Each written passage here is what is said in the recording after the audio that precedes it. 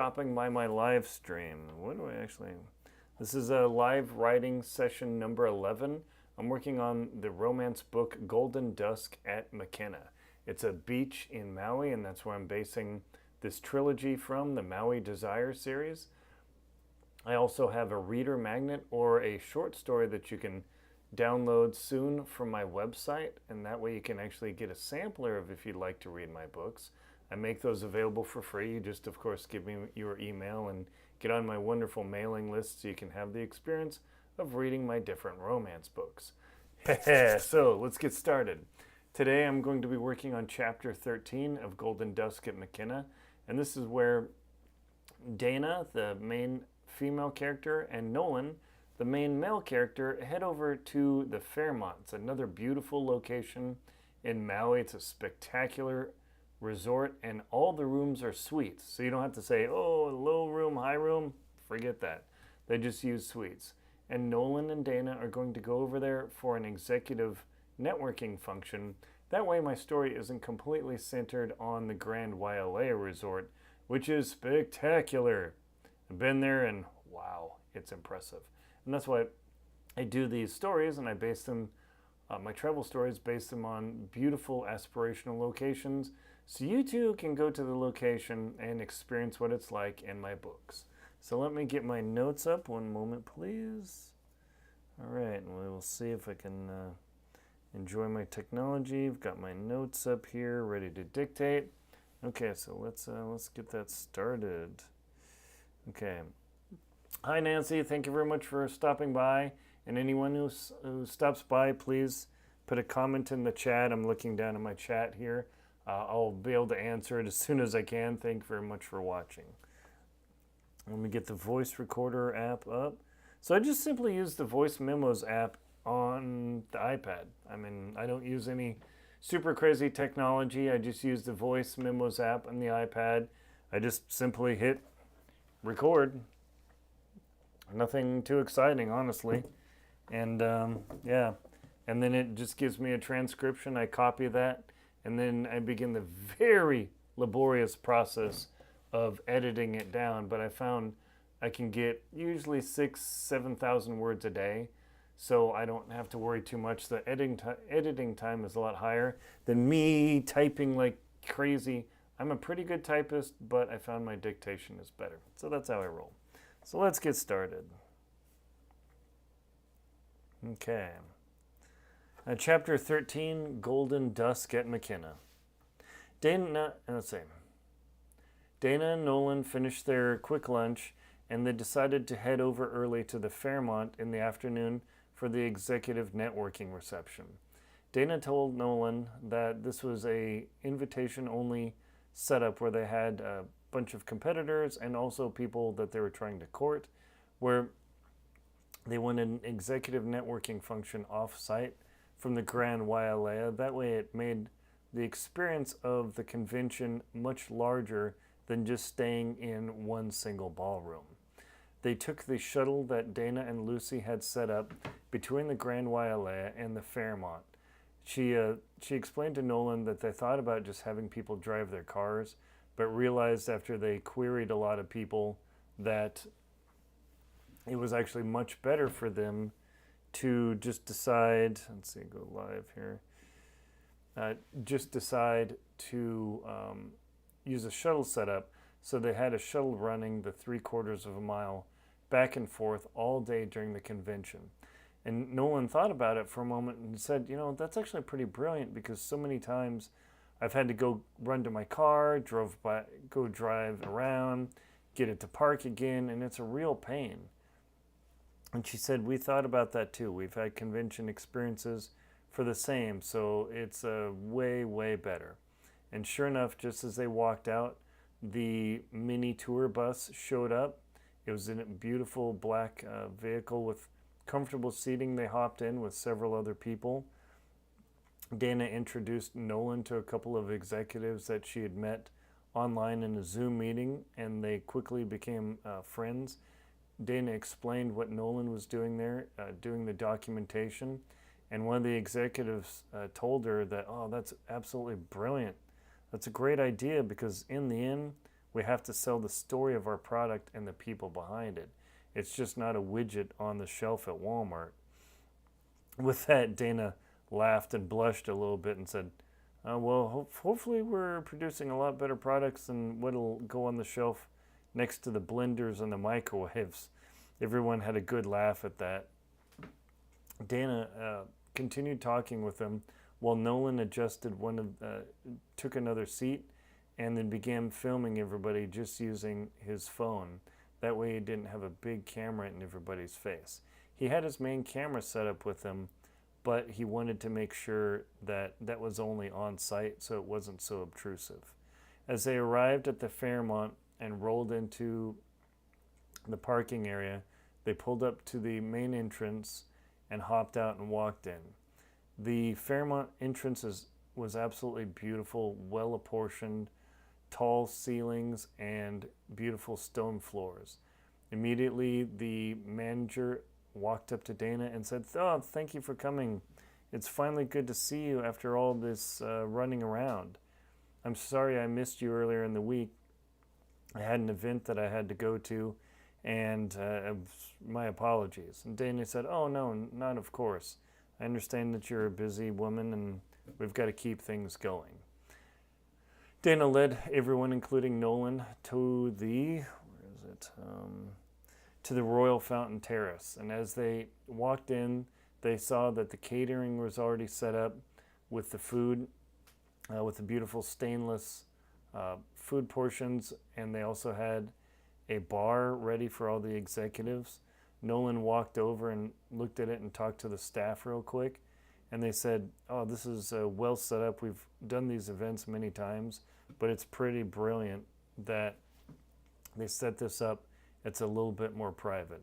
As people began showing up for the afternoon networking session, Nolan was thoroughly impressed. He looked around and saw everyone was sharp, and he saw a couple faces he recognized from events that Olivia had set up. Dana came over to him and said, "Everybody already signed an agreement that they have no problem filming. I don't know anybody that's going to be cagey about it, but certainly, of course." And Nolan nodded. "Oh yeah, I don't want to get into anybody's business. I'll just stand back, but you will be the star of the show." Dana, by this moment, had already become quite comfortable with Nolan, working side by side with him. So she finally took a risk and winked at him and said, "Hey, this is working out pretty well. I really enjoy this experience." And he leaned in and said, "Absolutely, me too. I can't wait till there's a lull in things so we can sit down and chat." Just then, one of the executives came up in his Hawaiian shirt and khakis and said, "Oh, Dana, it's so good to meet you." Nolan slid back a little bit and began filming their interaction. And Dana continued to talk to the man who had said he'd been following her rise to stardom so long, and he explained that, "I was really impressed with how well you and Lucy have built up your company. It's actually taken a lot of work. A lot of people in this B2B software as a service system just fail because it's not easy and somebody can just copy your model." Dana quietly reacted and told him that they had several competitors that came online, but they were able to defend their patent and design. It wasn't easy, and there's always something coming up new. As the space slowly filled up, Nolan backed off and caught a wide view of the Royal Fountain Terrace. It's a beautiful space, but it's also contained. And one of the networking people came up to Nolan and said, "Oh, this is a beautiful location, isn't it?" And Nolan locked his camera down and turned his face to the woman, and he said he looked like he recognized her, and she said, "Oh, I know you. You're the cameraman from the Moscow event. That was a great event." And he nodded and smiled, and he apologized, not remembering her name. She said, "Oh, I never introduced myself. This is a great location. I had an event last year at the Palm Court where I attended an executive networking function just like this. And though it's a little bit prettier down there on the grass, I have to say that the screaming kids in the pool were, shall we say, a distraction. Nolan agreed with her and said, yeah, Dana and Lucy really put together a brilliant location.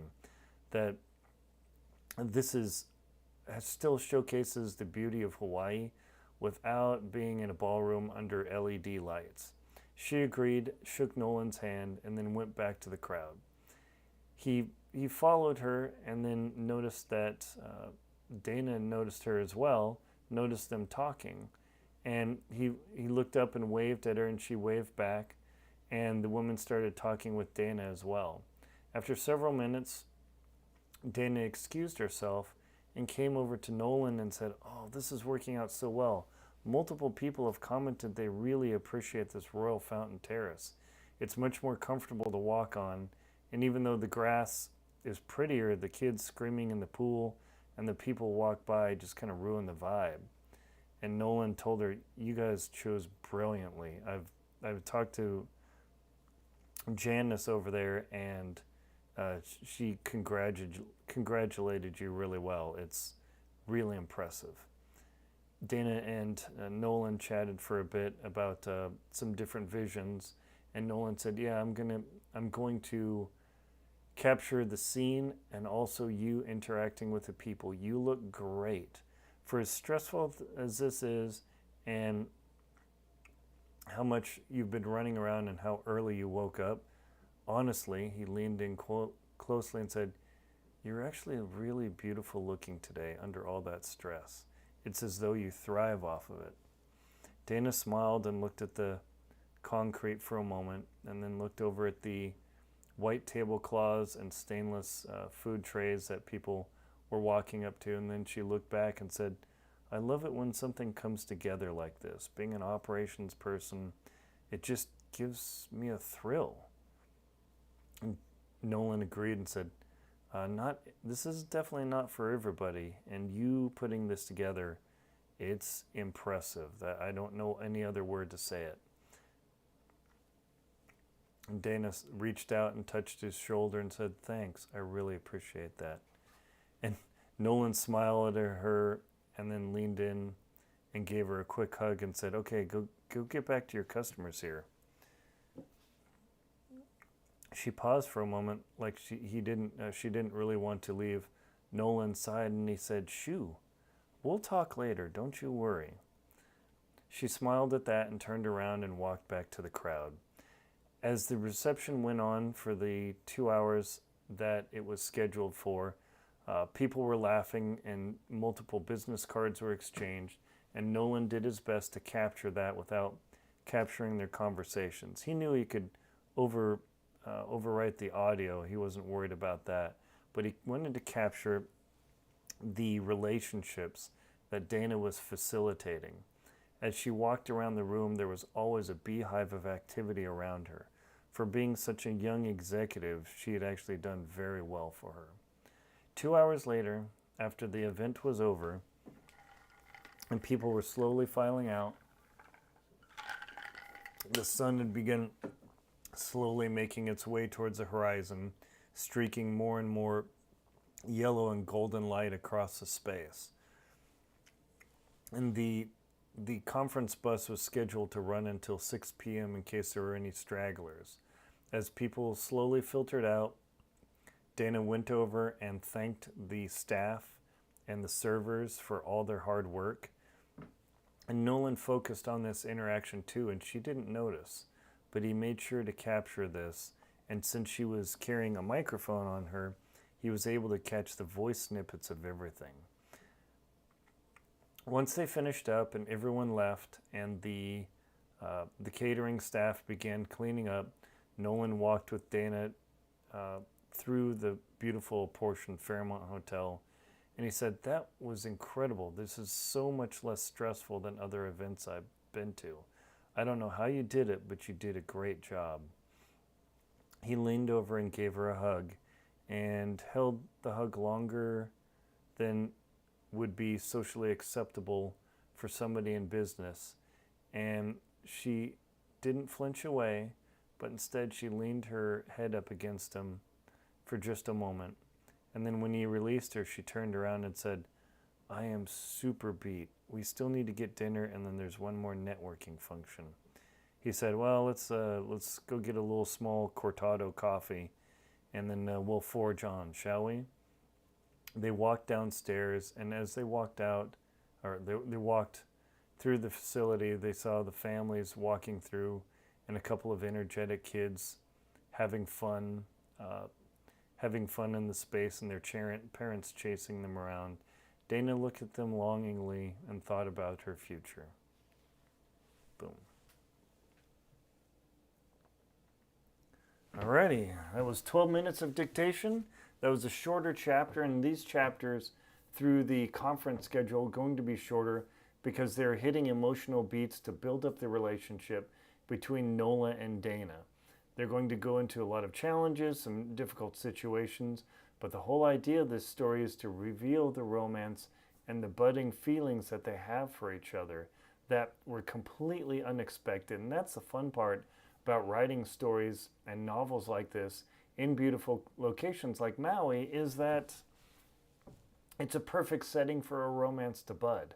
In a way, it's a small town romance because Maui is not that big, and the Wailea area is not that big either, but boy, it's beautiful. I've been there a couple times, and I can't complain. I'm looking to go back to do some advertising and promotion for the Maui Desire series. So let's see how many words that netted. That was a much shorter chapter. We're going to find out here real quick. Oh yeah. Copy, and let me open Scrivener. Scrivener is the writing software that I use for my novels. And chapter 13, raw text. Okay. And we've got 1,906 words. Yes! That was a perfect length of chapter. I was hoping it would dial in right about there because I want to have these chapters a little bit faster paced, and that'll work just perfectly for the pacing in the story to reveal these emotional tidbits as we go along. I will have more live stream sessions as we show up. Let's see who else showed up. Oh, thank you very much for showing up there. Perfect. And yeah, Nancy, thank you very much. I tried to convey the reception in my mind and then convey it out. One detail I forgot to add is there's a water fountain, a real beautiful water fountain. I'll have to hand type that in to the story here. In fact, make sure to describe the water fountain at the terrace. Good. I added an extra note because it is a very beautiful location. It is a bit more private, and that's the whole idea of that moment. Thank you very much for watching. Please check out links below in the description, and also visit my website, aaronbelsing.com, where I have my romance, and also my thrillers and nonfiction books at aaronrlinsdau.com. Thank you very much for watching. Please like, comment, and subscribe.